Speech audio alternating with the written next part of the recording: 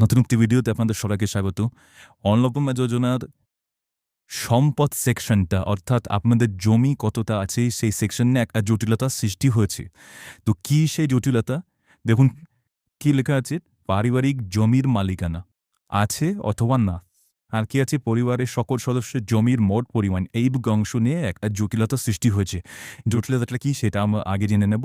তারপর সেই জটিলতা সমাধানের জন্য আমি কি তথ্য পেয়েছি সেটা আপনাদেরকে জানাবো। তো সঙ্গে থাকবেন। দেখুন এখানে লেখা আছে পারিবারিক জমির মালিকানা। আমি দুটো সিচুয়েশন আপনাদেরকে বলছি। ধরুন একজন ব্যক্তি, তার একজন ছেলে আছে, কিন্তু ওই ব্যক্তি এবং তার ছেলে দুজন আলাদা, আলাদা থাকেন। তাহলে দুজনের ফ্যামিলি আলাদা, ফর্ম দুটো ফিল আপ হচ্ছে। যে যার নামে জমি মানে বাবার নামে যে জমিটা ছিল বাবা তো তার ঠিকঠাক ফিল আপ করে দিলেন। ছেলে এক্ষেত্রে কী করলেন? ছেলে কি এখানে না করবেন নাকি হ্যাঁ করবেন? যদি হ্যাঁ করেন তাহলে এই যে মোট জমির পরিমাণের জায়গায় উনি কি লিখবেন? যেহেতু ওনার নামে কোনো জমি নেই। তাছাড়াও রেজিস্ট্রেশনের কপি হিসেবে উনি কি দেবেন? বাবা আর ছেলের মধ্যে ধরুন গন্ডগোল, সেক্ষেত্রে বাবা তো তার কাছে জমির ডিটেইলস দিতে চাইবেন না। সেক্ষেত্রে উনি এই ডিটেইলস হিসেবে কি দেবেন? আমি ধরে নিচ্ছি তর্কের খাতিরে যে অনলাইন থেকে ইনফরমেশনটা উনি দিয়ে দিলেন ছেলে। ছেলে দিয়ে দিলেন ইনফরমেশন যে জমি এত শতক, ধরুন ২০ শতক জমি আছে। কিন্তু সেই ২০ শতক তো বাবার নামে রয়েছে। ছেলের নাম তো ওখানে নেই।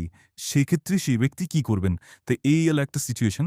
আরেকটা সিচুয়েশন আমি আপনাদেরকে বলি। ধরুন একজন ব্যক্তির ৫ জন ছেলে-মেয়ে ছিলেন, সে ব্যক্তি মারা গেছেন। তাহলে ৫ জন ভাইয়ের মধ্যে জমিটা ভাগ হবে।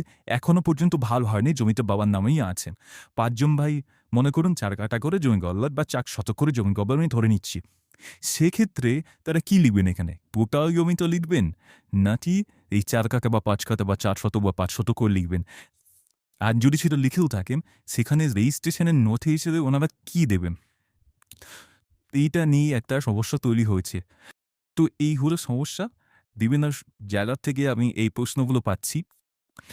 তো এই সমস্যার সমাধানের জন্য আমি ব্লক অফিসে খোঁজ নিয়েছিলাম। তারা জানিয়েছেন এই ব্যাপারে তাদের কাছেও কোনো সঠিক ইনফরমেশন নেই। তারা ওয়েট করতে বললেন কিছুদিন, যে যদি কোনো ইনফরমেশন আসে তারা জানিয়ে দেবেন। ওনারা জানিয়ে দেন, আমিও আপনাদেরকে এই যে কি ইনফরমেশন হবে সেটা আপনাদেরকে জানিয়ে দেব। ব্যাপার হলো আপনি বলবেন যে তাহলে এখন কি ফর্ম ফিল আপ করব না?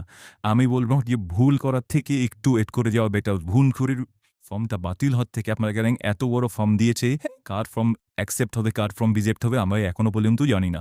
তাহলে একটু ভুল করে রিজেক্ট হওয়ার থেকে কিছুদিন ওয়েট করে যাওয়াটা বেটার বলেই মনে হয়। তো আপনারা আর কয়েকটা দিন ওয়েট করুন।